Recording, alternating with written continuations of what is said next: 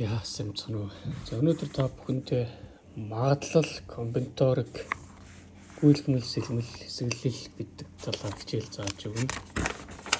Энэ нь бол миний хичээлүүд бол таанд он сараар нь сортлоод эхнээс нь ингээд үзэх юм бол ер нь хоорондоо дараагийн хичээл нь өмнөх хичээлтэйгээ холбоотой хичээл байгаа. За тэгээд цаашид би шооны бодлого мөн бас шагааны бодлого бодохын тулд тодорхой хэмжээний магадлалын тухай бас мэддэг байх хэрэгтэй. За жишээлбэл шоо байлаа.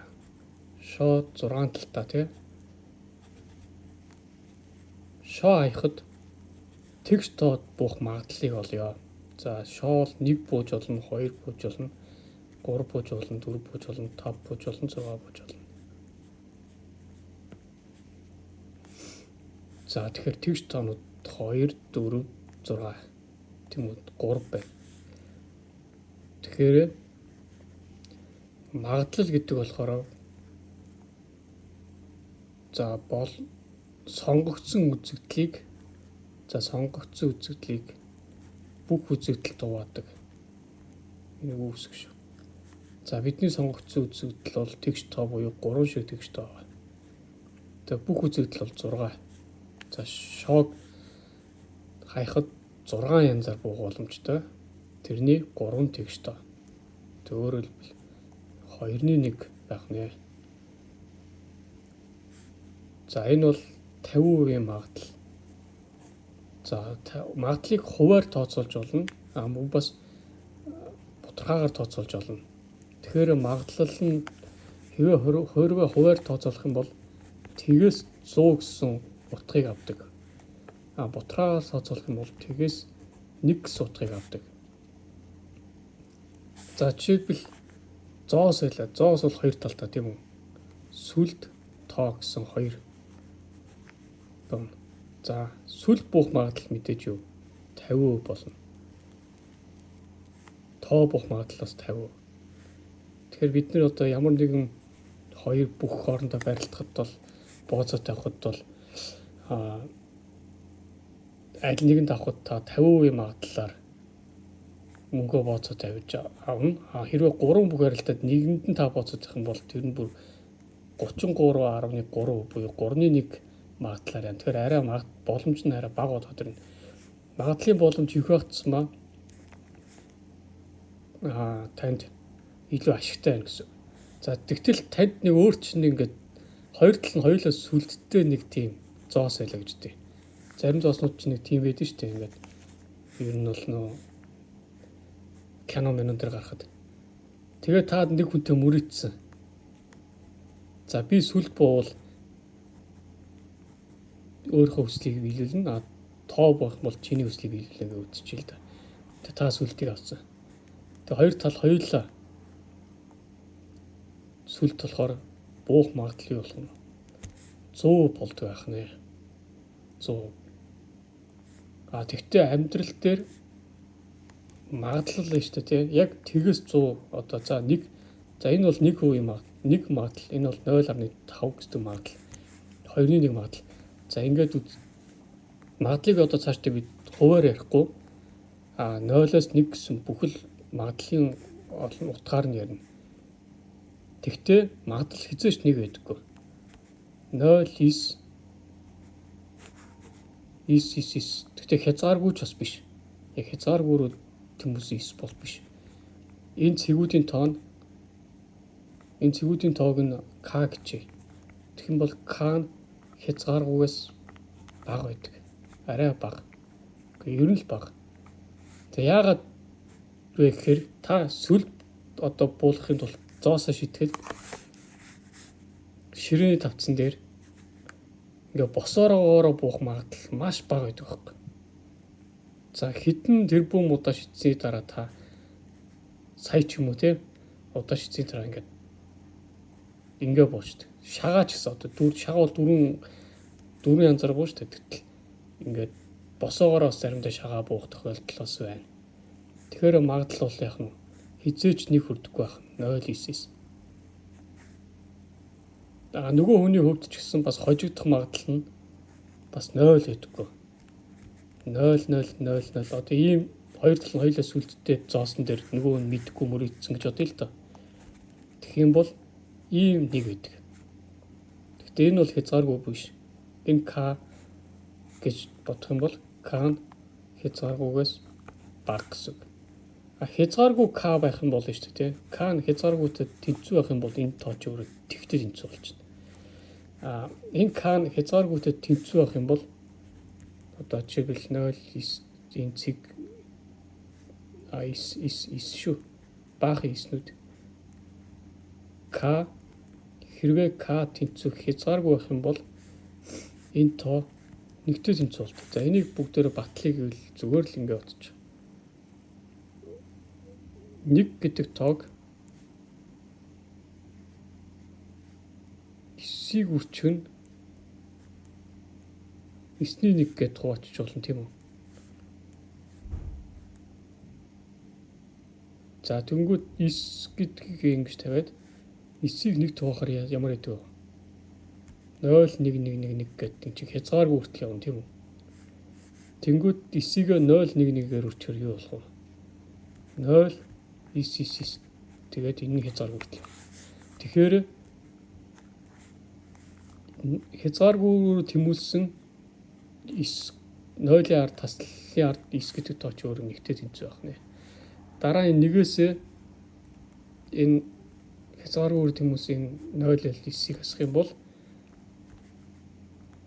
0-ийн ард хязгааргүй тэмүүлсэн 0 тавиад тэмүүлсэн шиг яг хязгааргүй 0 шүү. Энд чинь өөрөө хязгааргүйтэй тэнцүү шүү дээ.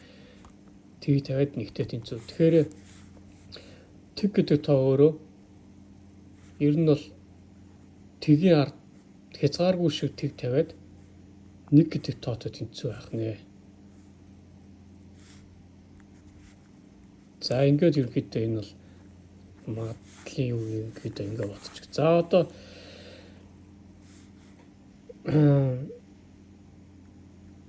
арай өөрөөр. За шооноос шоо хаяхад 2-оос бага тоо бох магадлалыг олъё. 2 болон түүнээс бага тоо. За шоо дээр 1 2 3 4 5 6 гэдэг нийт үзэл боломж бүх үзэгдэл байгаа тийм үү? За тэндээс 2-оос 2 болон түүнээс бага тоо гэж 1 2 2 болно. Тэнгүүд энд юу вэ? 2 шүү. Тэгээ энэ томьёо ёсоор магадлалын томьёо ёсоор магадлалынхаа юм гэж тэнэлжээ. Нийт боломжит үзэгдлийн тоо 2 ахна. За тэрнийгээ 6 тоогоол 3-1 ахна. За хуваар илэрхийлэх юм бол 33.3 гэдэг хязгааргүй тэмүүлсэн 3 33. За нэг ийм хөө гарах нэ. За 3-1 магадлалаар. За 3 болон түүнээс их тоо бох магадлал юу байх нь вэ? 6.4-гингүүд 3.2 байдаг байх нь шүү дээ. 3 болон түүнээс 4 гэж 4 шиг яваа. За тэгвэл боломжгүй магадлал гэдгийг болохоор үзье. Шоо хаяхад 7 бох магадлал хэдтэй гэдэг.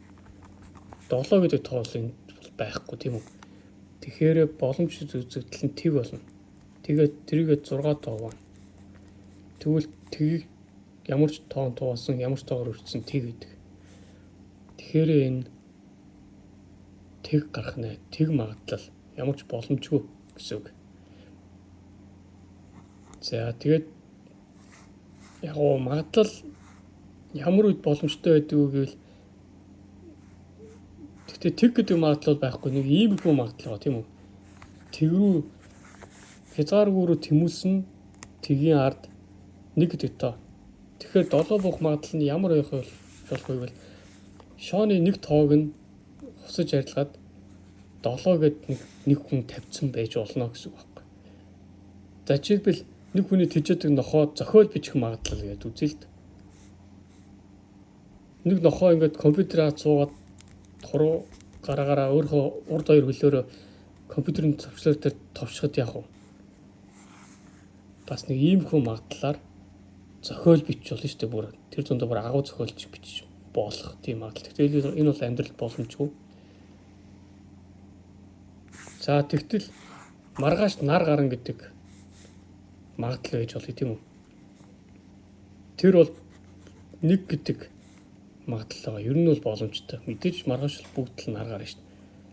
Гэтэл нэг солиор ирээд дэлхийг мөргөөд дэлхий нарны аймагаас гараад явчихвал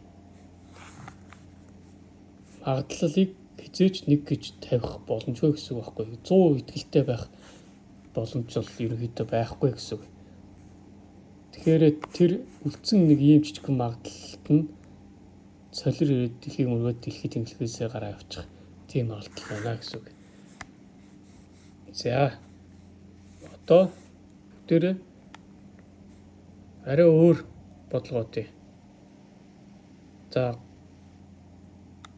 3 сурагчаас 2 сурагчийг сонгоод сандал дээр суулгая. За энэ Бат, Дорж, Хулан гэд 3 сурагч байлаа гэдэг юм. Тэгээд сандал байгаа 2. За Бат, Дорж 2-ыг суулгана. Бат, Хулан 2-ыг суулгана. Эсвэл Дорж, Хулан 2-ыг суулгана.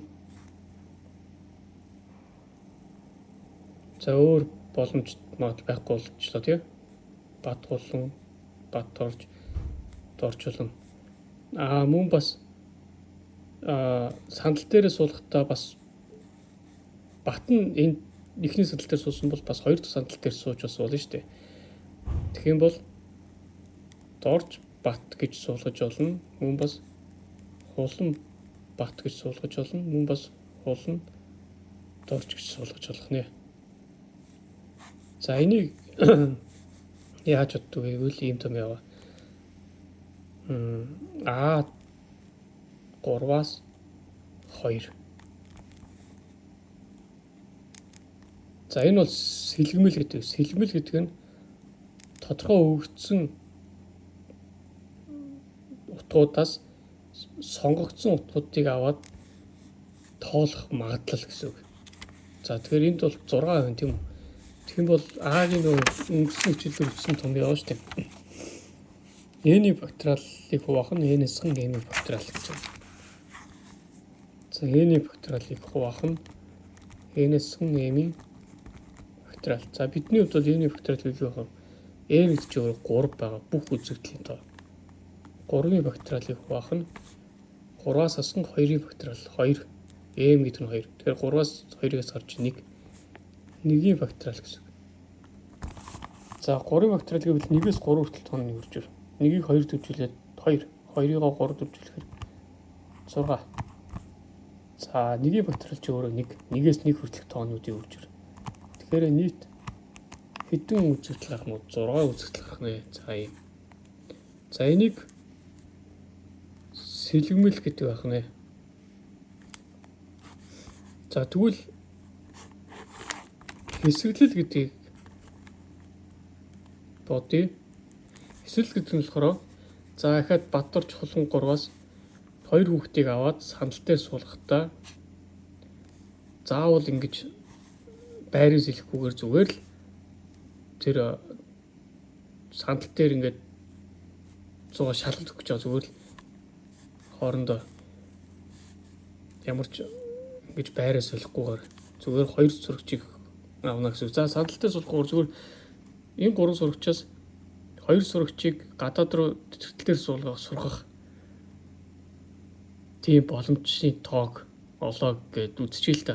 Тэгэхэд яг нь C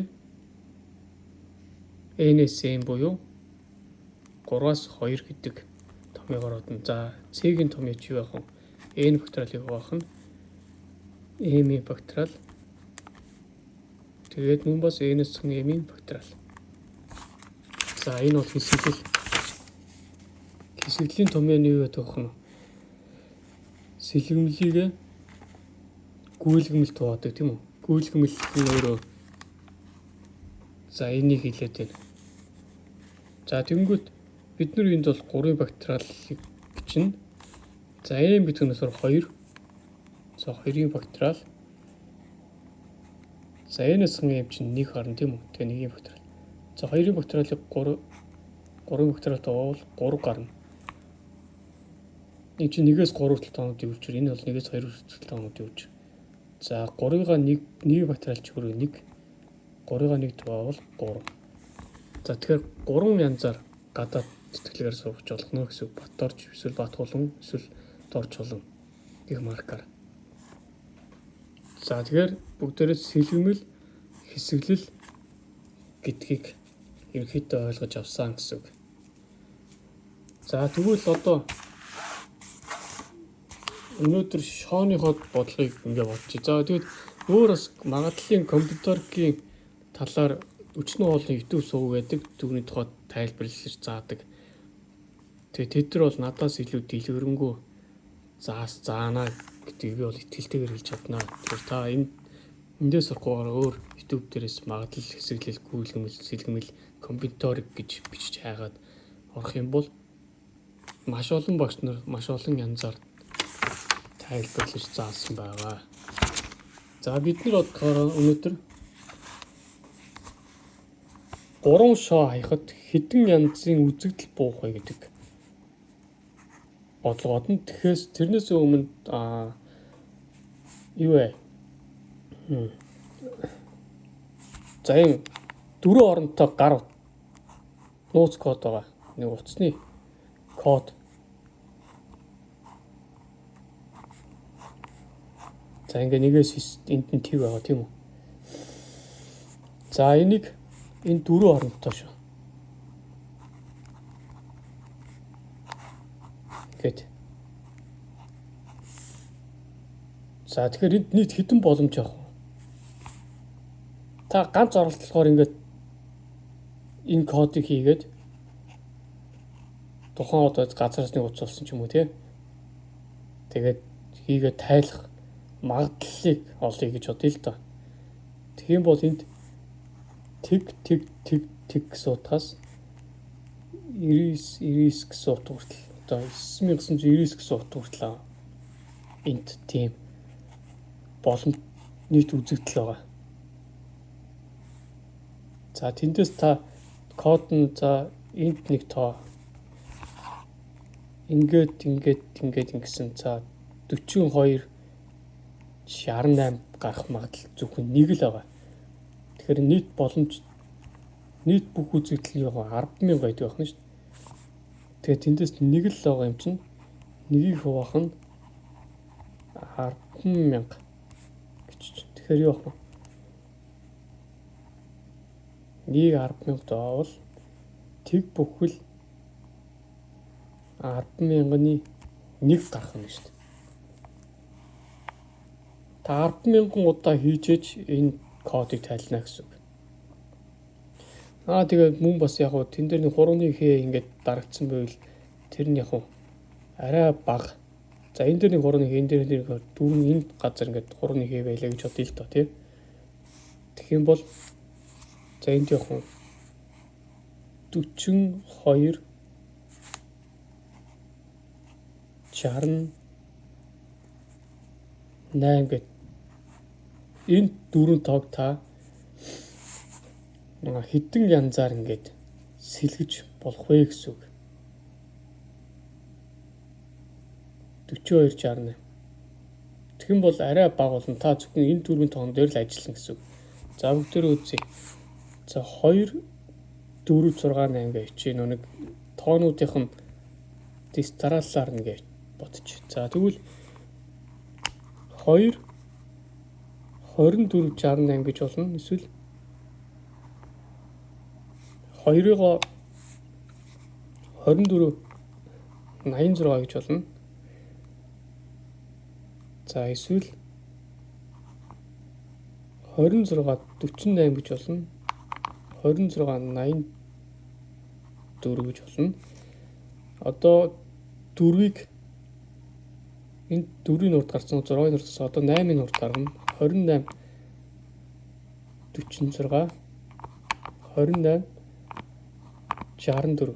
За 2-ын тохиолдолд бол яах нь 1 2 3 4 5 6 6 зах нь. За одоо 4-ийг урд гаргахад 42 68 42 86. За одоо 6-ийн урд гарахаар 46 28 46 82 одоо 8-ийн урд гаргавал 48 26 48 12. За одоо 6-гийн тооны хувьд болохоор 62 48 62 84. За одоо 4-ийн урд гарахаар 64 28 64 82. 8-ийн урд гарахаар 68 24 68 42. За дараа 8-ыг урд гаргасан тоогоор бичиж болно. Тэгэхээр 82 46 82 64. Одоо 4-ийн урд гаргана 84 68 биш 84 24 84 42. Одоо 6-гийн урд гаргана 86 24 86 42. За нийт явах ингээд 6 ийшээ 4 гэхээр 6 өрчгөн 4 24 тохиолдол арай бага, илүү бага, бүр илт бага гэсэн үг.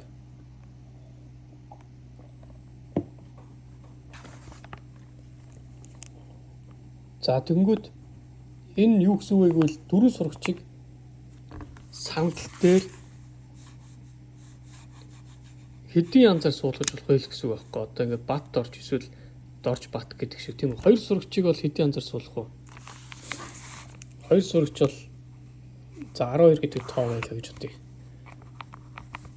12 гэж болно. Эсвэл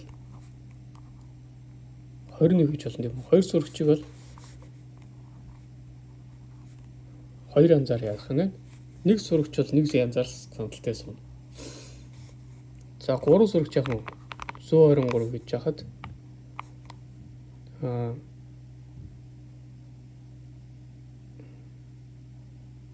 123 гэж яж болно. Эсвэл 132 гэж яж болно тийм үү? Нөгөө талаас 2-ыг урд гаргахаар 213 гэж яж болно. Мөн бас 231 гэж яж болно. За 3-ыг урд гаргавал 312 гэж яж болно. 321 гэж яж болно. За тэгэхээр энд юу болох нь вэ? Нийт 6 гарах нь шүү дээ. За тэгэнгүүт хэрвээ нэг сурагчийг сандал дээр тавьбал бол нэг л янз аа. Тэр нь болохоор юу болох вэ? P1 гэж чичээд нэгийн бактериалыг тавиад нэг л байна. Хоёр сурагчийг сандал дээр хэд янзаар суулгах вэ гэвэл хоёрын бактериал. Тэгээд нэгийн өрчин 2 гэдэг чинь 2 янз. За 3 сурагч яах нь вэ? 3-ын бактериал. Тэгэхээр нэгийн өрчин 2 өрчин 3 гэхээр 6.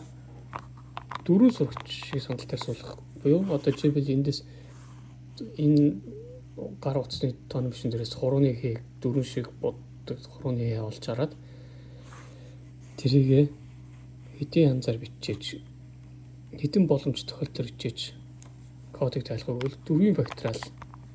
Тэгэхээр 1 өрчин 2 өрчин 3 өрчин 4 гэхээр яхан 24 янз байна. За тэгвэл 10 сурагч яах нь вэ? 10 сурагч 10-ын бактериал болох нь. За тэгэхээр 10-ын бактериал чи хэд хэлээ 7 зэрэг хэлээ. Бактериал гэж за энэ тооны машин дээр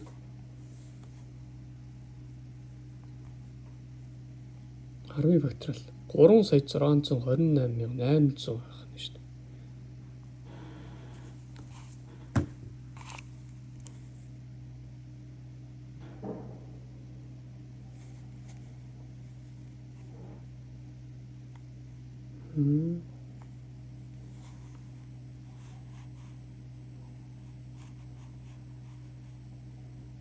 За тэгвэл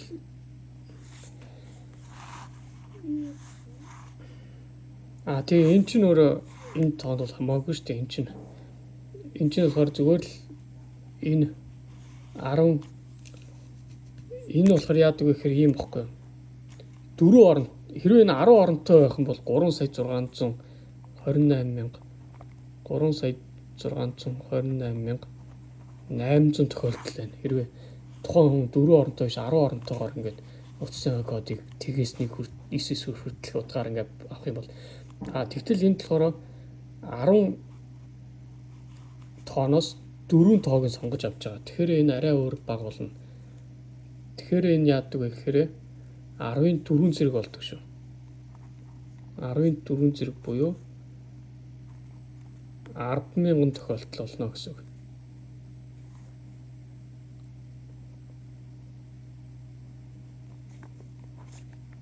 За энэ арай өөр бодлого болж байна. За тэгвэл одоо өөр шагаа. За шоон дээр бодъё. За нэг шоо хаяхад хэдэн нэг шоо чинь 6 талтай тийм үү? За шооны бодлого бодно өнөөдөр.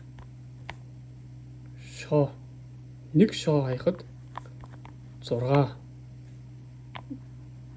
янзаар бүүн. 2 шоо хаяхад яг 2 шоо хаяхад 11 гэж бууж болно тийм үү? 2 шиг 1 бууж болно. Эсвэл 12 гэж бууж болно, 13 гэж бууж болно, 14 гэж бууж болно, 15 гэж бууж болно, 16 гэж бууж болно. Тэгээд мөн бас 21 гэж бууж болно, 22, 23,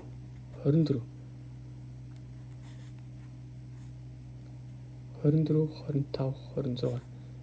За 33 дээр бас 1 дээр 6 янз байна. 2 дээр 6 янз байна. Гэх мэтлээ яваад 6-гийн квадрат болох нь шүү дээ. Тэгээ нийт 36 янзаар бууж болно гэсэн үг. За 3 шоо хаяхад яах нь вэ? 3 шоо хаяхад 6-гийн куб буюу 36 гэхэд 6 төвчүүлнэ гэсэн үг. 36 төвчүүлэхээр 66 36 3 санагдсан. 36 18 сансан 3 нэмээд 216. 216 мөн биз дээ. За цаана гişнэр 36 өрчөн 6. За 216 юм байна. За тэгвэл 4 шиг шоо хаявал яах вэ? 6-гийн 4 зэрэг болно. Тэгээд мөн бас шагаан дээр бас яах вэ? Шагаа ч өөрөө нэг шагаа яхад 4 янзаар бун тийм үү? Морь тийм ээ хонь ямаа. 2 шагаа яхад яах вэ? 4-ийн квадрат болно шүү дээ. 16. 3 шагаа хаявал яах вэ? 4-ийн куб буюу 4-ийн куб 16-гаа дахиад 4 өрчүүлнэ гэсэн үг. 4-4-ийн 24, 4-1-ийн 4, санс 2-оо нэмээд 64. 4 шагаа явал 64-гээ дахиад 4 төвчүүлнэ гэсэн үг. 4-4-ийн 16, 1 сансан 4-6 24 сансан 1 нэмээд 256. За тэгтэл бид нар ингээд 4 шагаа хаялаа гэхэд нийт 256 үзэгдэл буухна шүү дээ. Морь тэмээ хонь ямаа гэдэг бол дөрвөн бэрх гэж бид нар нэрлэдэг тийм үү? Дөрвөн бэрх хэзээ янзаар буух вэ? Морь тэмээ хонь ямаа гэж болно. Эсвэл морь хонь тэмээ ямаа эсвэл морь гэх мэтлээ ингээд юу байна. Гэхдээ бид нар энэ давхцсан утгуудыг нь одоо энэ ч бол маш олон янз байгаа шүү дээ. Бас нэг 4 юмыг хооронд нь сэлгэсэн шүү дээ бид нэр. Тэгэхэд 24 янзаар морь тэмээ хонь ямаа чинь буухна шүү дээ. 4 юмыг ингээ хооронд нь хэрэгс хэлэх юм бол тэр 24-ийг бүгдийг нэг гэж үзэх юм бол шагаа яхад нийт хэдэн одоо үзэл буух вэ? Одоо шагааны мэрэг гэж ядсан шүү дээ. Тэнд тэр бол нэг 30 хэдэн л мэрэг ядсан шүү дээ. Тэрийг бүгдээрээ олно. За шоон дээр ч юм уу бас 4 шоо яхад 6-гийн 4 зэрэг гэдэг чи хэдв? 36 урж ирвэл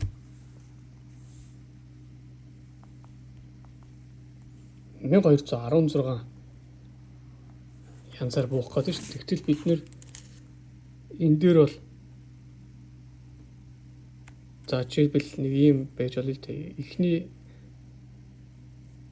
шага эхний шоо 1 буугаад дараагийн шоо 2 буугаад дараагийн шоо 3 буугаад дараагийн шоо 4 бууцсан байх гэж бодъё л доо. Тэгэхэд эхнийх нь 20 21 34 ч юм уу тийм 12 34 гэж буухаар 2 1 3 4 гэж юм уу ингээ буухад тэд нар хоорондоо давцсан тэр давцсан утгуудыг бүгдийг нэг утга гэж авч үзээд бодно гэсэн. За тэгээд шоон дээрээс эхлэе бодчихъя. За тэгвэл нэг шоо яг уу 6 тохиолдлоор буух нэ. За 2 шоо яг уу. За 12 гэж бууж болно тийм үү? 13, 14, 15, 16. Хамаас 11 гэж бууж болно шүү дээ. Хоёр тал нь хоёулаа нэг буусан. За дөнгөд 2-ыг урдаа гаргаад 21 гэхээр болохгүй. 12 дахь давхцчихна. Тэгэхээр 22, 23, 24, 25, 26. За дөнгөд эхний тоо 3 буугаад тэрнээс эхлээ 31 гэхээр 31 гэхээр энд 13 дахь давхцчихна. 32 гэхээр энэ 23 дахь давхцчихна. Тэгэхээр 33-аас эхэлнэ гэсэн. 33, 34, 35, 36. За 4 буулаа гэхэд 44, 43 гэхгүй. Тэгвэл бол энэ 34 дахь давхцчихна. 45, 46. За мөн бас 55, 56. За 2 тоо 2 6 буух тохиолдол нэг л байгаа. За тэгэхээр энд хэдэн янз байна? За эхнийх нь 6, дараагийнх нь 5, тэрний дараа 4, тэрний дараа 3, тэрний дараа 2, тэрний дараа 1. Тэгэхээр нийт яг нь сумма 6 буюу 1-ээс 6 хүртэл тоонуудын нийлбэр байдаг нэ. За 1-ээс 4 хүртэл 60 байдаг. 4 дээр 5 нэгээр 15, 15 дээр 6 нэгээр 21. За 2 шагаа хаяхад хоёулаа 6 буух магадлал 21-ний 1 байх нь шүү дээ. Нийт 21 үзэгдэл буuna. Тэгээ тэндээс та хоёулангийн 6 буулах үзэгдэл бол ганцхан байгаа. Тэгэхээр магадлал нь болохоор юу вэ? 21-ний 6 гэдэг шүү дээ. Энэ магадлал нь бүх боломж сонгогдсон үзэгдэл буюу одоо боломжтой үзэгдлээ бүх үзэгдэлтэй хувааж байгаа. Тэс бидний хувьд сонгогдсон үзэгдэл ганцхан байгаа. Тэгээ бүх үзэгдэл 21 байгаа. За тэр магадлалыг хуваар илэрхийлье. 2 шагаа хаяхад ямар магадлалаар буухыг хуваар илэрхийлвэл за 1-ийг хуваахан 21 гэж чинь. За энэ нь болохоор юу 0 100-ны 4 гэсэн үг юм байна. За тэрийг хэдээр үржүүлэх вэ? Үржих нь 100-аар үржүүлнэ гэсэн үг. 4 бүхэн хувийн магадлалтай. 4 бүхэл 21-ний 16. За их 16 21 4 100-ны 76 хувийн магадлалтай гэсэн үг. Тэгтээ бас 4 гэдэг чинь бол бас бинго гэсэн том тоглоомны тул өндөр магадлал шүү. За бингоны хувьд бол за Монгол улсын хэмжээнд нэг том суглаа явууллаа гэж бодъё л доо. Тэндээс нэг 10,000 хүн оролцсон гэж бодъё. Тэгээд машин хамгийн том шагнал нь машин байлаа. Тэрийг хазхан очно. Тэгвэл 10,000 хүнээс за 100,000 хүн оролцдог билүү? Ямар суглаа гэдэг лээ. За 100,000 хүн оролцдог суглаа. Та ийм боломжоор яана. Тэгтээ тэрийг өрчөнд 100 хуваар илэрхийлвэл нэг хөвчөрөхгүй 0,100,000-ны 1% гэсэн үг. Тэгэхээр хажууд нь 4% магадлал бол маш өндөр тоо болно гэсэн үг. За тэгвэл 1 дээр бол 6 гэм байна. 6 тохиолдолд 6 одоо үзэгдэл харагдах нь 2 шагаа хаяхад 21 үзэгдэл, 3 шагаа хаяхад яг нь 123, 124-гийн ингээ 125, 126. За ингээд 1 2 3 4 111-ээс эхэлнэ шүү дээ.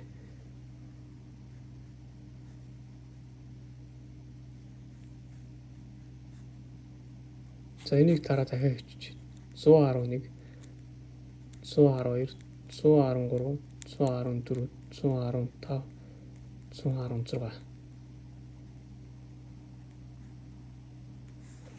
За дараагийнх нь энэ тоон 2 байгангууд 121, 121-ний 112-тойгоо давхцсан. Тэгэхээр 122-оос эхэлнэ гэсэн. 122, 123 гэдэг. За яг ингээ 24 янз байгаа. Нэг эхний тоон нэг одоо нэг байлаа гэвэл хамгийн эхний 3 юм шоо байгаа тийм үү? 3 шооны эхний тоог нэг байлаа гэвэл зайлшгүй нэг байлаа гэвэл нийт 24 байх нь шүү дээ. Арын 2 тоон 24 янзаар. За дөнгөж дараагийн тоон 2 байлаа гэвэл нөгөө төлөв нь явах нь. Энэ дээр сумма 6 байлаа гэвэл сумма 5 янз, 15 янз байдаг байх нь шүү дээ. Яагаад 15 янз байдаг вэ? Одоо энэ дээр хэлье. 211 гэж бичих гэтэл энд 112 гэдэг ийм тоо байгааз тэр тоо чинь ингээд давхцдаг байхгүй. За одоо энийг яг ингээд биччихэл та ингээд 100, 124, 125, 126 гэдэг. За тэгэнгүүт 131 гэж гэхээр энэ 113-тойгоо давхцаж байна. Тэгэхээр нэг юм доошоо шаталж буусан маркаар л бичих гээд байгааз 133, 134, 135, 136, 144, 145, 146, 155, 156, 166. За ингээд нэг дээр бол 24 янз юм. Хоёр дээр бол яах нь? Хоёрыг урдаа бичнэ. За 211 гээ бичих гэхээр энэ тэгээд авцсан. Тэгээ 212 гэхээр 212 гэхээр тэгээ 212-оос л эхлэх юм байна. Энэ тэгээд авцсан. 213 гэхээр энтэй тавцсан. 214 гэхээр энтэй тавцсан. 215 гэхээр энтэй. 216 гэхээр энтэй. Тэгэхээр 220 мэдээс эхлэх юм байна. 221 гэхээр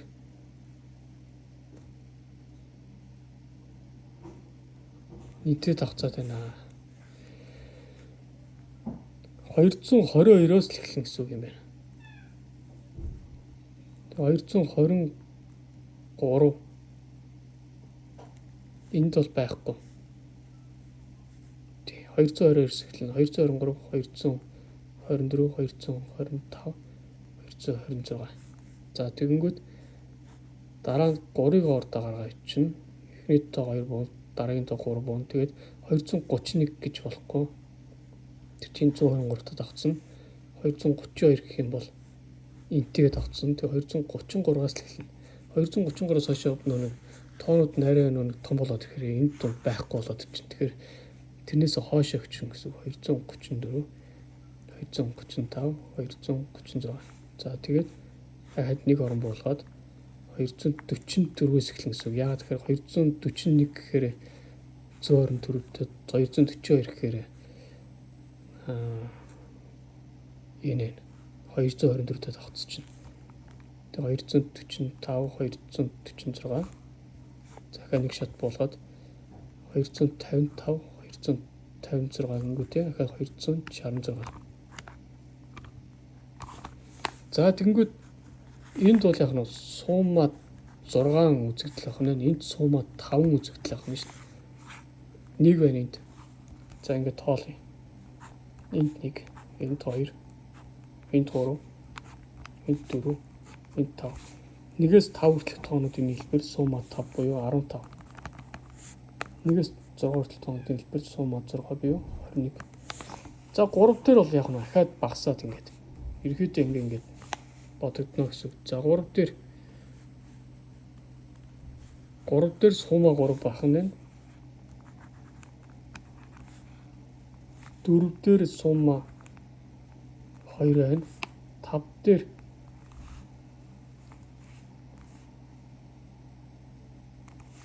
за 1 дээр бол сумма 6 байгаа. 2 дээр сумма 5 байгаа. 3 дээр сумма 4 байна шүү дээ. 4 дээр сумма 3 байна. 5 дээр сумма 2 байна. 6 дээр сумма 1 буюу 1 л тохиолдол байна. 6 одоо эхний тоонд 6 байж байгаад дараагийн 2 тоонд 666 болох нь шүү дээ. 656 гэхээр нэг 5 дээр байгаа нэг 566 гэдэг тоотоод авчихсан чинь тэгэхээр хамгийн сүүлийн 6 дээр бол 1 аваад 5 дээр бол яг нь 555 гэж аваад 556 гэж бичигдэх нь шүү дээ.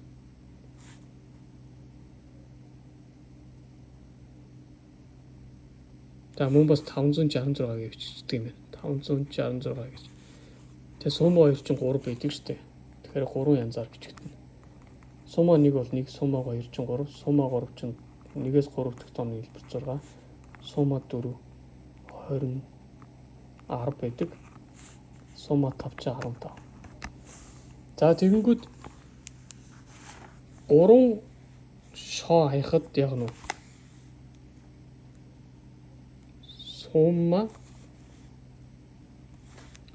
сумма 6 гэдэг байх нь шүү дээ.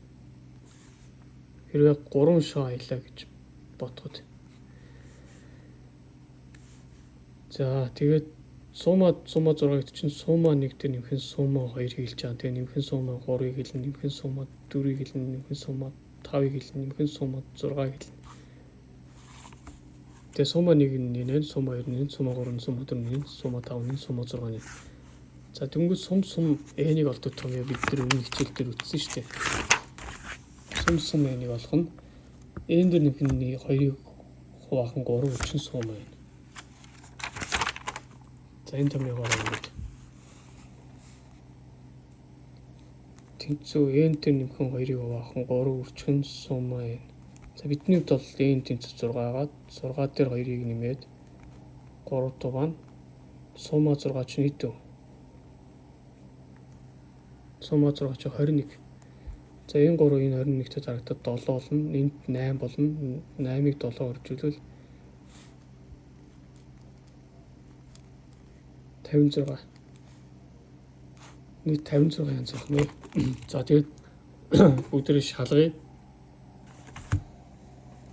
За энд бол 1 байгаа. 1 дээр нэмэх нь сумма 2 буюу энэ 3-ыг нэмж өгнө. За тооны машины дээд жоохон ингэ тулгаад зэрцүүлж. За тэгээ сумма 3 буюу 6-ыг нэмж өгнө. Сумма 4 буюу 10-ыг нэмж өгнө. Сумма 5 буюу 15-ыг нэмж өгнө. Сумма 6 буюу 21-ийг нэмж өгнө. Тэгэхээр 56. Томьёогоор бодох нь илүү байна тийм үү? За тэгвэл 4 шахааны хувьд хэд болох вэ?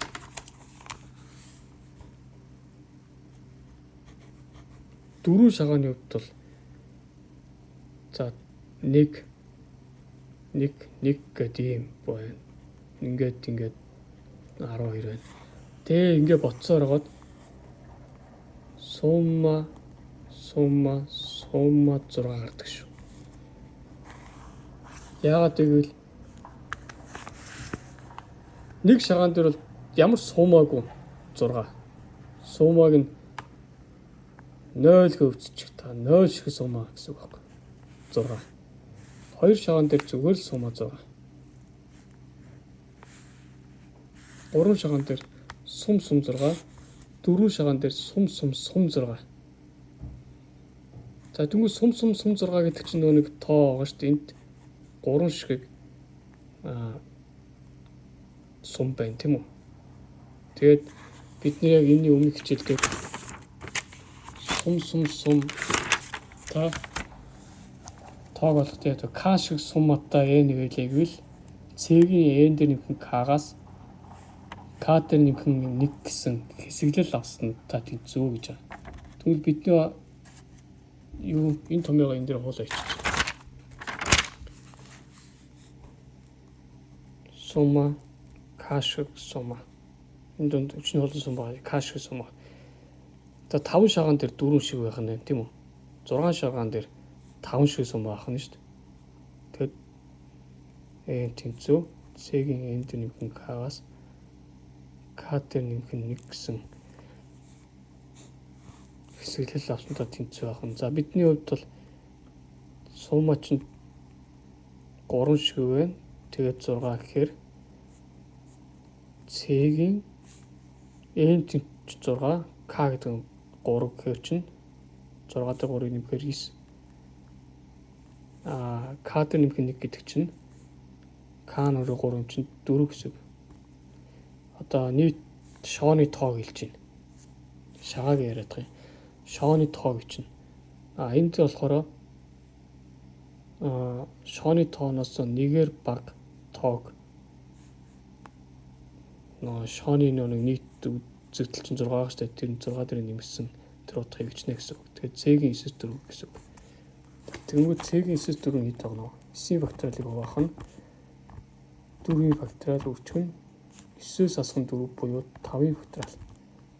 За 9-ийн факториалыг 5-ийн факториалд хуваахаар энд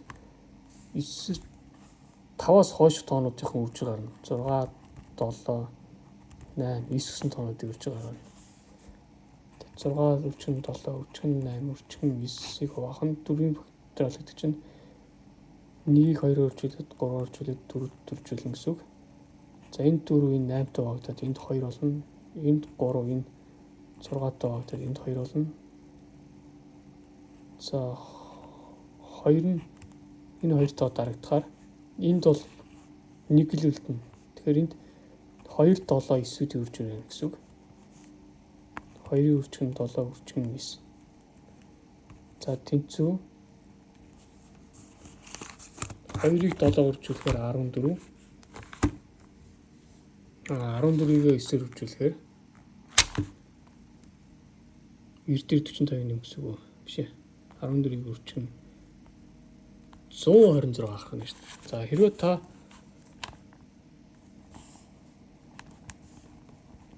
дөрвөн шоо хаяхад 126 нийт юу гарах нэ гэсэн үг. За 5 шоо хаявал яах нь 4 шиг сум очино. Тэгээ 6. За тэгэнгүүт C К гэдэг чи өөрөө 4-ийг хэлж байгаа тийм үү? 6 дээр 4-ийг нэмэхээр чинь 10. За К дээр нэмэх 1 гэдэг чинь 4 дээр нэмэх 1 буюу 5. Нийтдээ хэдэн шиг шоо хийж байгаагийн тоо бол бичигдэнэ гэсэн үг. За тэгэнгүүт 10-ийн факториалыг 5-ийн факториалд угаагаад дахиад 5-ийн факториалд угаана гэсэн үг. 10-аас 5 гэсэн. За тэгэнгүүт 10-ийн факториалыг 5-ийн факториалд угаагаад за ер нь сүүлийн тооны гишүүд юутай болцсон. За 10-ийн факториалыг хуваах нь 5-ийн факториал дахиад хуваах нь 5-ийн факториал 252 гарах нэ гэсэн үг. За 5 шаан дээр. За одоо бүгд тэр шагааны бодлого болно.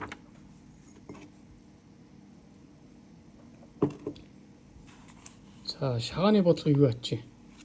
Дахиад өөр бичлэг болоод болчтой. Өнөөдөр энэ төргээд ингээд дуусгач.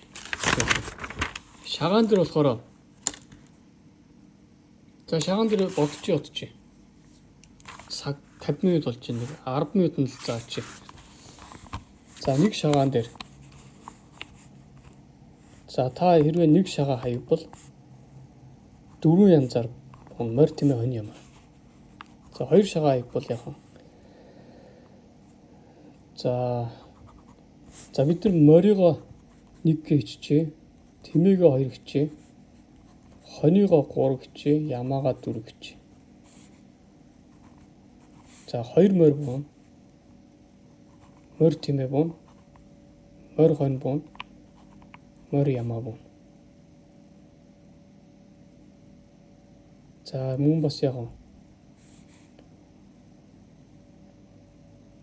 тэмээ морьгээ буу гэхээр нөө энэ морь тэмээтэй давхцах болохоор тэмээ буюу 22, 23, 24. За нөгөө талаас хоньор буухаар 33, 2 хонь буун, 34 буюу хонь ямаа буун. Хонь тэмээ гэхээр нэг тэмээ хоньтойгоо давхцсан 23 таа. За тэгээд 44. Хоёр шагаа явуул яг нь 1, 2, 3, 4 буюу сумма 4 байдаг байх нэ. Сумма 4. Энд бол сумма 6 байсан шүү дээ. За тэгэнгүүт дахиад 3 шагаа явуул яг нь яг энэ шигээ ингээд та өөрөө гэртээ бий таагаад тийгэрээ нэг тэрээ 3 шагаа явуул гингүүтээ та морьгоо 1 гэж тэмээгээ 2 гэж хоньёгоо 3 гэж ямаагаа 4 гэж эсвэл энэ тоонууд хоорд МТХ яа гэж бичсэн ч болно. Тэрнүүд хоорд ингээд яг энэ дараалал байна. За тэгээ 3 шагаа явуул явах нь сумма 4 шагаа явуул сумма 4 байдаг байх нэ. За 4 шагаа аях бид нар бол хөвчлэн дандаа хайдаг. За 3 шагаа бол сумма 4 гэдэг чинь бол сумма 4 гэдэг нь сумма 1 тэрний хүн сумма 2 хүн сумма 3 хүн сумма 4 гэсэн.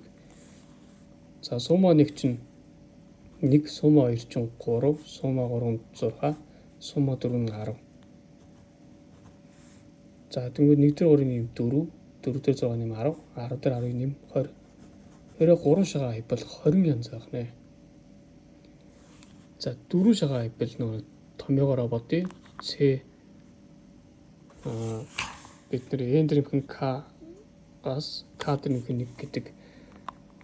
С эндэрийн К-аас К дээр нэмэх 1 гэдэг хэсгэл лав тийм үү. За бид нар N-ийн хооронд 4-ийг орлуулна. 4 дээрээ энд хэдэн шиг К аваалаа?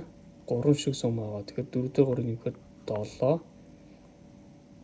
За 3 дээрээ 1-ийг нэмэхэд 4. Ерөнхийдөө энд бол хэдэн шиг шагаа байх вэ гэдгийг энэ дээр бичнэ гэсэн үг. 4 шиг шагаа байвал энэ дээр 4 гэж чинь. А доор нь юу ах нь? Энэ 4 дээрээ нийт хэдэн шиг шагаа аваалаа? 4 шагаагаа нэгээр багасгаад тэгээд энэ 4 дээр нэмнэ гэсэн үг. За тэгвэл C7-оос 4 гэсэн үг. За тэгвэл 7-гийн факториалыг хуваах нь 4-ийн факториал 7-оос 4-ийг асуусан 3 гарна 3-ийн факториал. За 7-ийн факториал 4-ийн факториал хаваагаар 7-оос хойш тоонуудыг үрж гарна 5 үрчим 6 үрчим 7 үрчим 8 байхгүй шүү дээ. 5 үрчим 6 үрчим 7. За тэгэнгүүт 5 үрчим 6 үрчим 7 гингүүт 1 үрчим 2 үрчим 3 гэсэн үг тийм үү? 3 энэ чинь 3-ын факториал чи бол ерөнхийдөө 6 шүү дээ. Тэгэхээр тэр чигтээ дарагдана гэсэн үг. Тэнгүүт 5-ыг 7-оор үржүүлээл 35 гэж гарах нэ. За тэгээд шагааны мэрэг ингээд та ингээ яхаар ингээд ерөнхийдөө интернетээс шагааны мэрэг хаял та.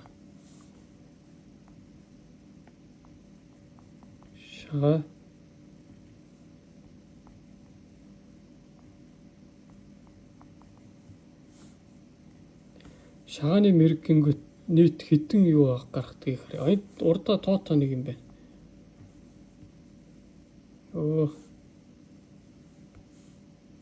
Дахиад бичиж байгаас.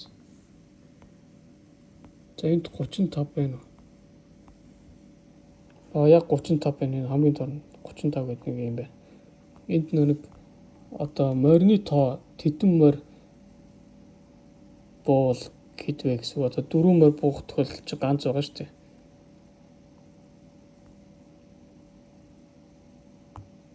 За 4 бэрх буулгах магадлалыг олъё. Тэгвэл нэгийг хуваах нь 35 гэсэн үг.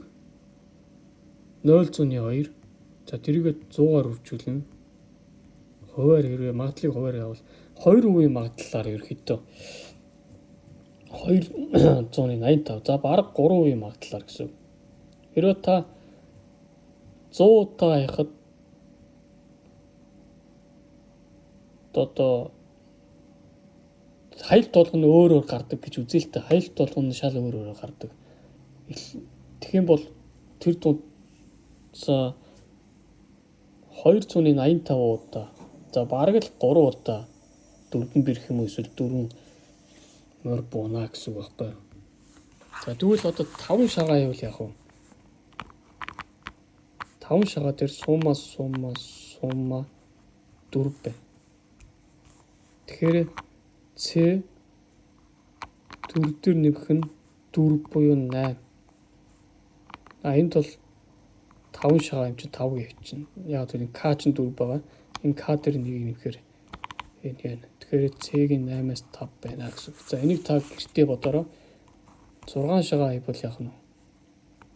5 шиг сумма 4 байна. Тэнгүүд C-ийн 4 дээр нэмэх нь 5 гэсэн үг. Энэ 5 шиг юу байгаа болохоор за энэ 6 чинь 5 чи 4 шагаа чи энэ тоо тийм үү? 3 шагааны дага, 2 шагааны дага, 1 шагааны дага. За C-ийн 4 дээр нэмэх нь 5.